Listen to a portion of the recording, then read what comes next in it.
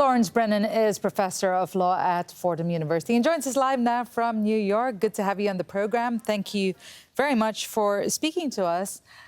Now, Iran says that the ship violated maritime regulations in the Strait of Hormuz.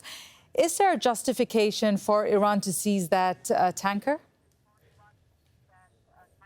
Well, I think we have to go back to the prior statements by the Iranian foreign minister and other officials, which were very clear that Iran would seize British tankers or British ships if the tanker Grace 1 were not released from seizure in Gibraltar. If this were a civil arrest for a maritime tort, the alleged collision between the tanker and a fishing boat, perhaps a normal arrest by a court would be proper. But this was not an arrest by a court. It was a premeditated act by the Iranian Revolutionary Guard Corps. It's not a judicial proceeding as the proceedings in Gibraltar were. And in the commercial sense, a small collision like this, presumably from the information that I've just heard, would result in either an exchange between the ship owners' representatives or their insurers and a commercial document, a letter of undertaking, a promise to pay a certain amount in damages would be tendered instead of the arrest of the ship. This is very troubling in light of the 9 or 10 incidents since the middle of May, and each one continues to escalate out of hand, each response being worse and more dramatic than the prior. Now, the U.S. says it's stepping up security, it's stepping up surveillance. Iran doesn't seem to be backing down. Is this a precursor for conflict? Could be. And that's the sad part. And more than an intentional precursor to conflict, there's always a concern in a military or political mind that something gets out of hand and there's an accident.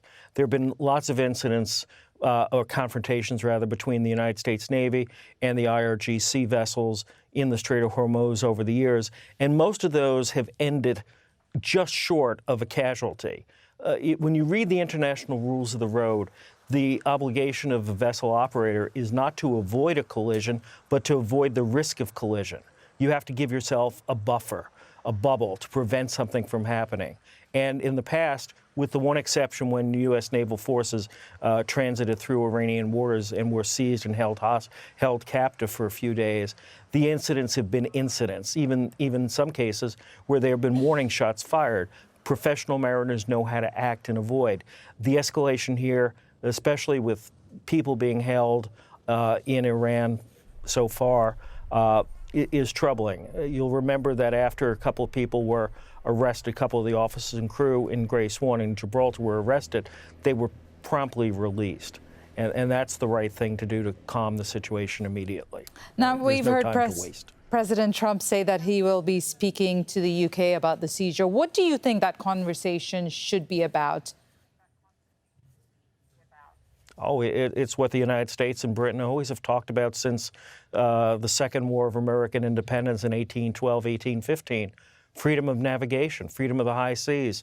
The United States and Britain and other nations have gone to war, particularly in World War I when President Wilson announced the 14 points. Freedom of navigation was a major one. German U-boat attacks in World War I before April of 1917 when the United States declared war, and again from 1939 to 1941, were major forces in leading the United States to the war. The U.S. and the Royal Navy are good friends. They operate together. They're interoperable. They've shared command and unit control. They've worked and fought together for over 2 centuries from the west coast of Africa, fighting slavery and other improper measures for virtually 200 years.